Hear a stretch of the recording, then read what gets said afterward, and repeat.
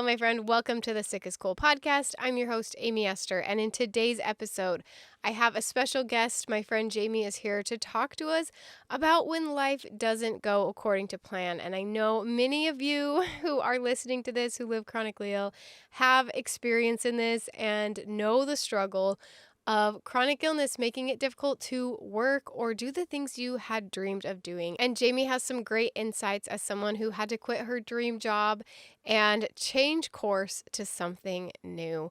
So, very excited to share that with you today. Before we get to the conversation, I do want to let you know that my new productivity workbook is out. I am so excited about it. Honestly, I have benefited so much from my own workbook. And the way I designed this workbook was not a one-size-fits-all system. Instead, I created this to work for many different lifestyles, many different chronic illnesses, whether you're bedbound, whether you're working full-time. This workbook can benefit you. And there are so many ideas in there. You get to cater it to your specific situation.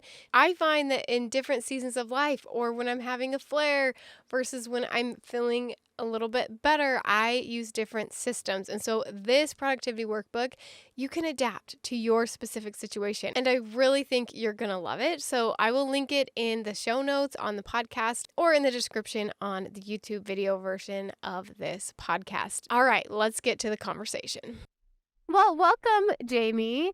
And we're really excited to get to know you and hear some of the thoughts that you have to share with us. So first, do you want to introduce yourself? Tell us a little bit about you and about your chronic illnesses as well as just your personal life. Yeah, I'm Jamie. I'm 30 years old. I'm a crazy cat lady. Wonderful. I have 6 cats. Actually, I think there might be one in here. So if he jumps up. Awesome. I used to be a firefighter EMT. I did that for 7 years. I started when I was 16. I went to college for that. I actually went to grad school for that as well. And I was going to do more of the administration. And then I ended up getting done with that and going, you know what? I think I'd rather actually be hands-on in the field. And then when I was preparing for the physical test that we had to take to be firefighters, I started taking Zumba. I fell in love with that. I love Zumba as well. I was 2 years into that, and I decided, you know what? I want to become an instructor. Wow. Most firefighters have part-time jobs anyway, so yeah, at least let it be something I like. And then it turned out the firefighters like to make fun of me for it, so we did it at the firehouse. That's so I don't know if they actually like doing it or if they just like making fun of me for it, but it got a Then I have been sick since I was 16, and it'd been one of those. My doctor called it remission. I would be sick for a few months, and I would have remissions, and then in 2021, I don't know why, I don't know what did it. One day I woke up sick, and I kept getting worse. Oh. And you obviously had very active lifestyle. So how did that affect things? I managed to work 2 more months as a firefighter before I realized that was not going to work. I was on the ambulance one day just doing the truck check, and the guy driving that day said, "Okay, I'm going to get in the front and pull out. Don't pass out on me." And he was just kind of kidding. At least I thought he was. And as well and behold, he knew what had been going on with me before I told anybody. Oh, wow. Just from noticing things. Oh, wow. And he pulled it out, and my entire body shifted. Like, I didn't pass out, but my entire went, whoa. Mm-hmm. I've never done that. Wow. And were you diagnosed with anything, or are you still searching for that? What is? I had been diagnosed with autoimmune hemolytic anemia. Mm. And when I went to the doctor, I went to the doctor 2 days after the experience on the ambulance, because it took forever to get in. Yeah. Because my friends had said, if you're going to go to a doctor, you need to go to this one. And I said, okay, you know what? At this point, I'm just going to make the appointment with him. If he's really that good, it's worth Yeah. waiting. So I make the appointment with him, and it just kind of lined up to where I was feeling like crap when I actually went to see him, and that never happened. Mm. And he I got, find a lot of times, like, I'll have my best day, and then that's when I go to the doctor, and my husband's like, "You gotta act sick. Like, you don't act like this at home. yeah, You need to act like you do on your worst days so that they take you seriously." So maybe that worked out for the best. yeah, I think it did. And then he's like, okay, first thing we're going to do is we're going to rule out if you're actually anemic or not. Mhm. And it comes back, I'm not anemic. Oh, wow. So they're like, how do you get a diagnosis of autoimmune hemolytic anemia without being anemic? Wow. So he's like, okay, we're back at square one. You've been sick for 12 years. We're not, we're just going to start over. Mm. And he sent me, this is the first doctor who actually sent me to a cardiologist and a neurologist, other than I had a doctor send me to an ENT and it didn't help. Yeah. And they're like, well, it should help because you're dizzy. So that's what you're not listening to everything else. Yeah. It's like they hear one thing and that was all they were hearing. Yeah. It's like they hear something like, "Oh, I know about that thing. And so we're just going to focus on that." And then you're like, "Well, what about all these other things going on?" Like, are you sure? Yeah. But it took 6 months. Yeah. It took an additional 6 months. By October, I went to I had changed cardiologists. I went to a cardiologist in August. And after every test he did was negative, he's like, it's just anxiety. Mm. Yeah, I've gotten that before too. Yeah, I have anxiety, but that's that was an after effect. Yeah. You can't feel like crap all the time and not be anxious. Yeah, I know, right? So I'm thinking, okay, we're going to try a new cardiologist. We're just going to start over. And this guy goes, they didn't put you on any medication at all? And I'm thinking, no. Like, what are you getting? He didn't even tell me what it was. Oh, wow. He just said, we're going to try this medicine. I'm thinking, okay, he's willing to try something, so I'm not even going to. Yeah. You're like, let's go for it. I go back to the regular doctor 3 days later, and he goes, so how long have you been on this? I said, like 3 days. And he goes, dang it, I was hoping you'd tell me like a week or two, because at least that way I would know if you were better from the medicine or better from something else. And I go, so, and he goes, oh, yeah, the medicine you're on is for POTS. And did you even know what POTS was? I looked it up and I'd read it. I'm thinking, that doesn't fit me. Some of it did, but it was like, Yeah. just because my heart rate was, I was always athletic or doing something. So my resting heart rate was 50. So I never thought that jumping to 80 when I stood up was a big deal. Yeah. But it turns out that was all the doctors. Not normal. Yeah. So you said it didn't explain all your symptoms. Did you get diagnosed with anything else, or was it all the POTS and just more unique symptoms? They gave me POTS originally, and then they added on chronic fatigue syndrome. Gotcha. And how has that affected your work and the things that you've been doing? I had to leave the fire department altogether. Can't be a firefighter. There's a possibility of passing out. Right. I took about a year off of teaching Zumba. Every now and then I'll sub. But I'm still like at that point of, I don't want to take on a full class because because when COVID hit, I was teaching virtually. And it was like every day I had a virtual class. Wow. Either I was teaching it live or I was posting it after I'd recorded it, just depending on how it was going to work out that day. Yeah. So I went from basically almost every day teaching a class to, nope, I'm not teaching. I'm not going to other people's classes. If I am going, I got to the point where I would do the warm up and I couldn't do anything else. Yeah. And what kind of, like, how did that feel? What emotions, like, come up for you quitting your job as your dream job as an EMT and or firefighter and EMT? Or Yeah. okay, yeah. And Zumba, like, stopping Zumba, like, how does that feel? And So how do you deal with angry. that? Yeah, I think a lot of it was anger, and I was upset because I I basically lost everything. yeah. And it especially when you're working so hard at something and it's like you've put so much into this, like, physically, financially, and with where you are in your life, that it's hard to then give that up. Like, how did you deal with that? How did you deal with those emotions of anger and frustration of how things were not going according to plan? Um, a lot of it was venting. I would Yeah. vent to anybody who would listen, Mhm. because that was the only way it was coming out. Otherwise, I was letting it bottle up, and I was having Yeah. breakdowns. I definitely relate to that sometimes. Like, I have one friend and she knows. I'm just like, I just have to vent to you about this and then I'll feel better. Because, yeah, we keep it in, then it's gonna, I just have this belief that if we keep our emotions in, they're gonna go somewhere.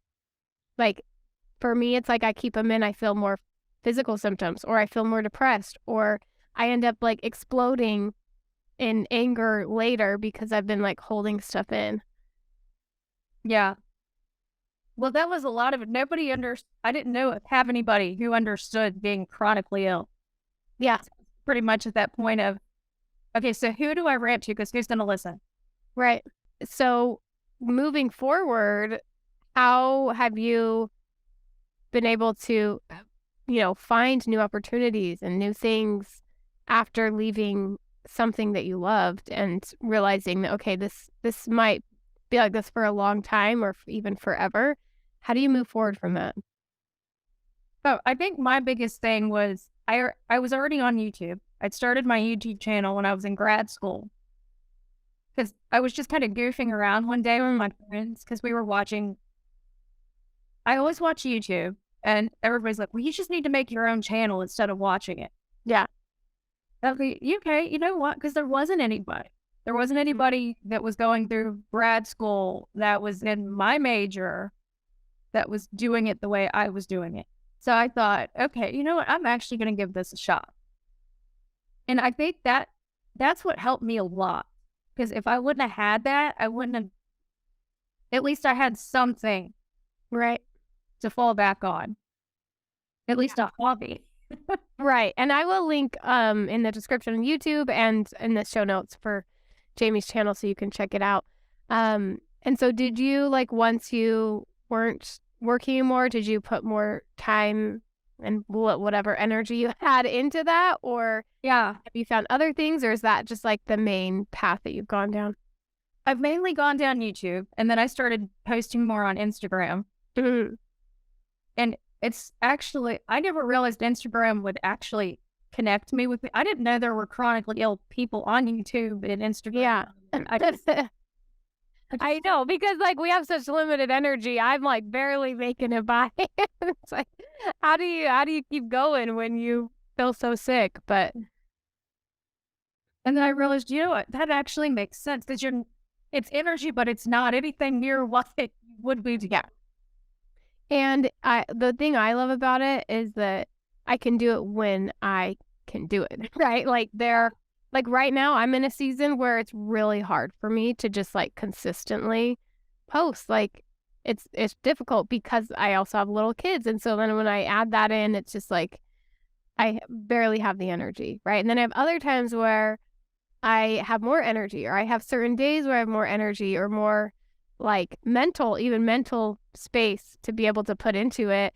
And so it is nice having that flexibility, because I think that's something that's really important with many people who live chronically ill, is having something that they can do that's flexible, that they don't have to set like a set schedule. Because at least for me, I don't know if you're the way, but if I plan something, we don't know if it's actually going to end up working out. Yeah. I've got to where on my good days, I will pre-film certain videos and I'll Yeah. schedule them to go out. Yeah. Yeah, that's what I do. I schedule too. And like, especially when I was more consistent, like, okay, every Monday and Thursday video goes out.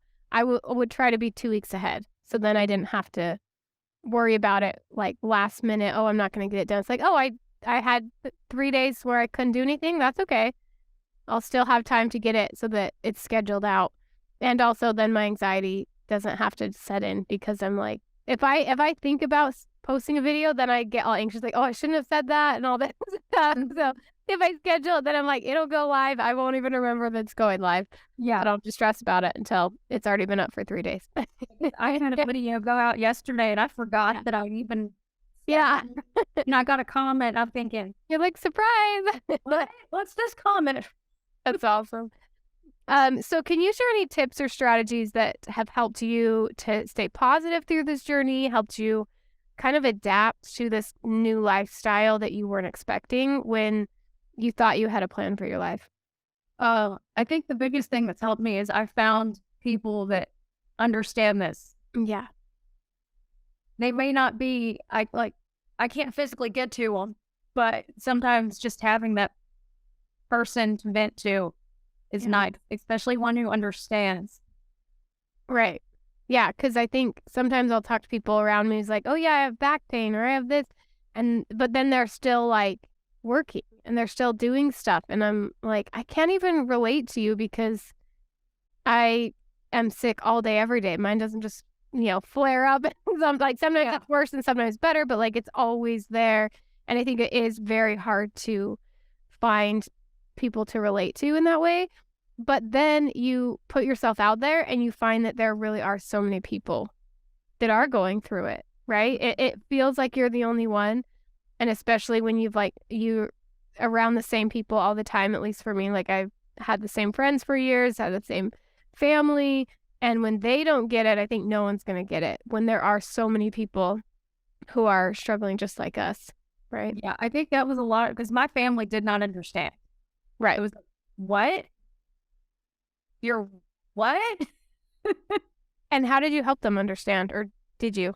The immediate family, it was easier because they saw it. Because when you see it every day, right, it's easier to understand. Okay, so some days she actually feels like crap. Mm-hmm. And then there were family members that are still like, yeah, there's no way. Yeah. Like I got a comment the other day, from my aunt, she has a relative that I'm thinking, how often do you see this relative? Mm-hmm. Because just because you know that she does this doesn't mean she's doing it to the extent that you think she is. Yeah.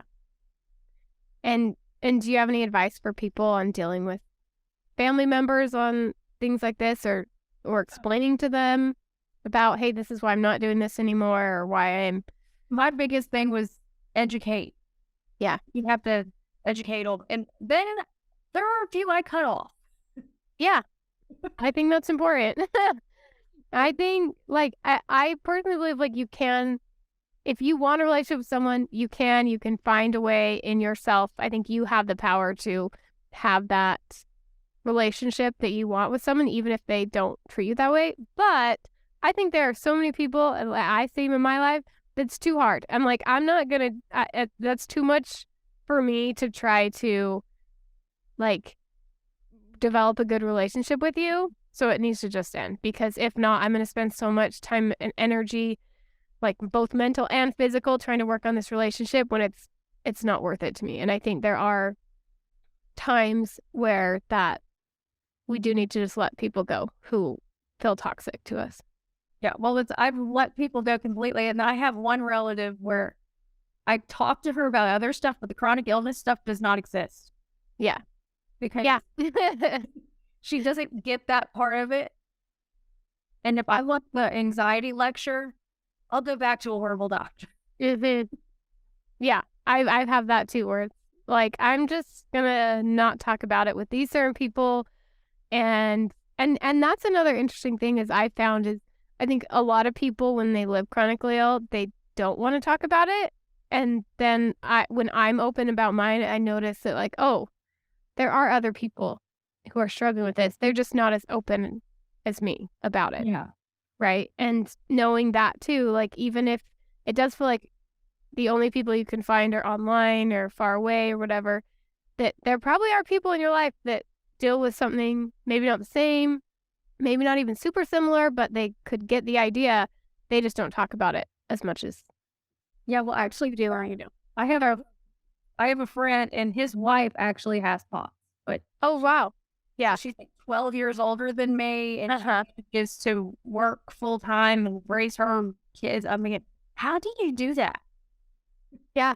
Well, and like there's different levels, right? And I've had that too. Like I had a lady in my church who was like, "Oh, I also have POTS." And she just like said it like as if it was no big deal and like I just see her like doing all the things and she works and yeah, and it's hard because then I feel almost like belittled sometimes, Yeah. right? 'Cause it's like, well, theirs is this severe and mine is at this severity level, but it's hard to, like, even bring that up. So sometimes I just kinda let that go and be like, "Okay, they're not gonna get it even if they do live with POTS or whatever." Yeah. It's just that their severity level might be different, and then I find other people who are, like, way worse than me and housebound, and I've coached people who are just completely housebound, and then it just puts it into perspective, right? We all have different things that we struggle with even if it's the same chronic illness. Yeah. So, what advice do you have for someone who wants to find a way to help people or a way to find more purpose in their life if they are living chronically ill? Honestly, my biggest thing was sharing it. Yeah. When I when I started sharing my story and sharing what I was going through, I found more people and I got a message. She just wanted to know everything that I'd been through. She was like, were you long COVID? Were you this? And were you that? I'm thinking, Mhm. how do I explain to her? No, but we also don't know why I got so bad all of a sudden Yeah. during the middle of a pandemic. Mhm. And what did you do? Like, were you able to help her? How and also how did that experience help you by talking to someone who's gone through that? It helped me realize I was alone. Because up to that point, it felt like I was alone. Yeah. Because I didn't know anybody at that point of like, okay. Like I'd seen people and I'd seen them share it, but it actually talking to somebody Yeah. was a little bit different than just seeing the pictures and the stories and Yeah.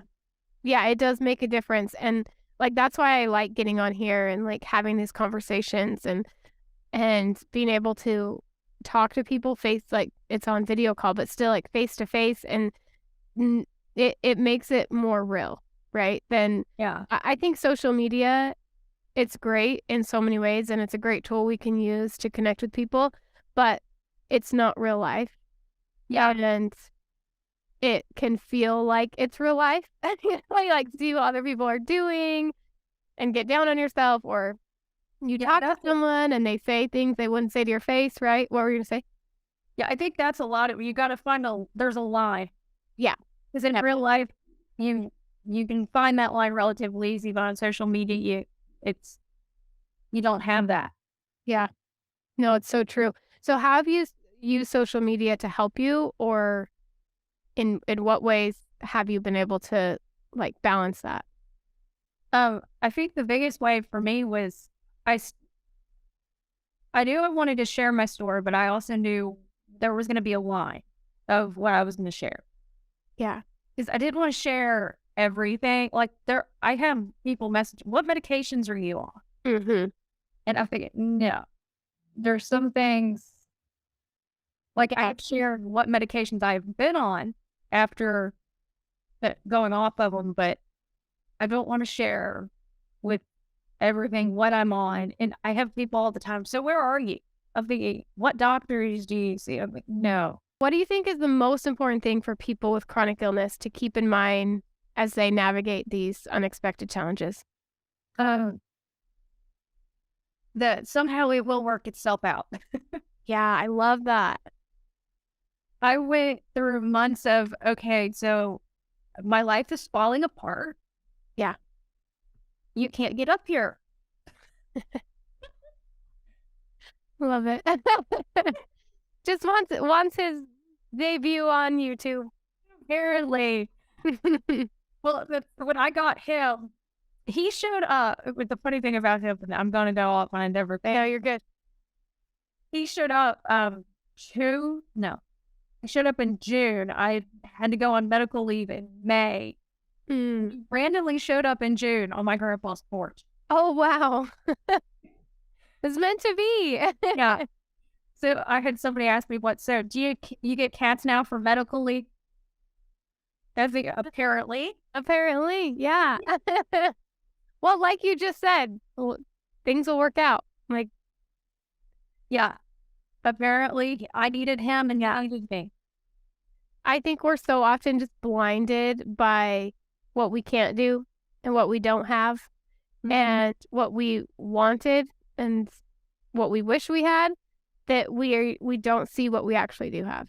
And that, I think, for me, chronic illness has shown me that, like, okay, if it's possible for me to find joy and meaning and fun when I'm in pain all the time, then it's possible for me to find whatever I'm searching for with whatever situation I've been given. And I think we need to look for the wins, because we're so often looking for the negatives. And I think our brains just automatically go to the negative.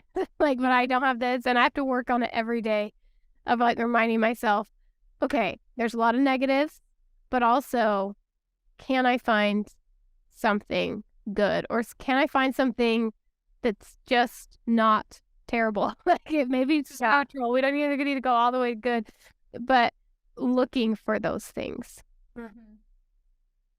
I think that was, Yeah, know what you're going to say? I think that was a lot of it, because I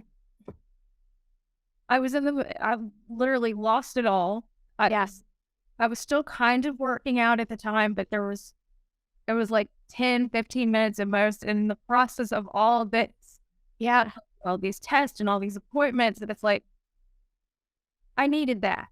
Yeah.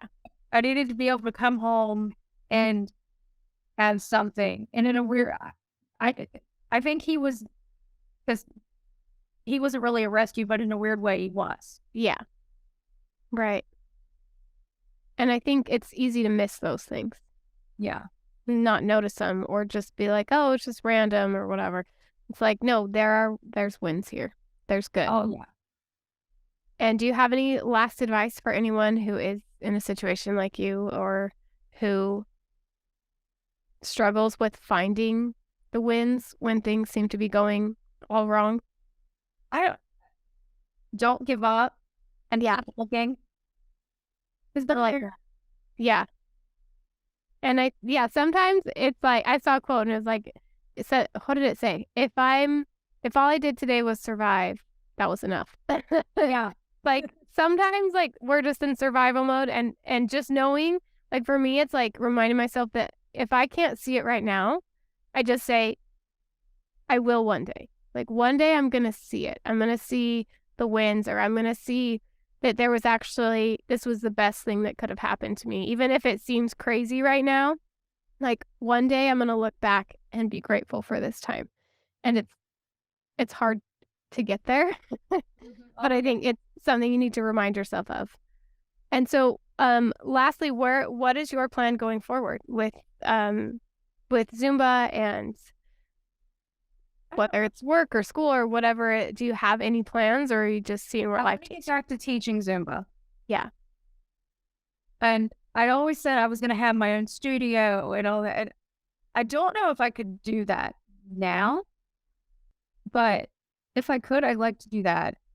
It's more or less, I'm trying to find ways of what I've learned and what I've done since being chronically ill that I could use and actually still continue in somewhat of the path that I was on before. I love that. I think that's so powerful, because I think it's easy to get in that mindset of, like we talked about, I can't, and not see that maybe there's something small I could do. Maybe it's not the same, but maybe it's in the same direction, right? Yeah. Well, I'm in social media now. Yeah. A lot of my life is social media, and Yeah. a lot of fire departments don't have that. And I'm thinking, I could go do that. Totally. And I could work for the fire department and not actually have to be there all the I time. love that. Yeah, you just have to get creative, and like that idea never would have come to my head. And then if you can get creative and you can, maybe you talk to people, you get ideas or whatever, or you just see where life takes you, I think there's going to be a path for us, even if it's totally different than what we originally planned, right? Yeah. Well, thank you. Thank you for being on the podcast. I will link all of your information in the show notes and in the description on YouTube, so everyone can go check out Jamie's channel and her social media handles, and maybe see your cats. I don't know. Do you bring your cats on? Oh, I don't really have a choice. We try to save their identity. Oh, everybody knows them. Yeah. I love it. That's They awesome. jump right in the middle of it. That's wonderful. Well, thank you. It was so nice to meet you. And if anybody else is interested in being interviewed on the podcast, let me know. Email me, and I'd love to talk to you.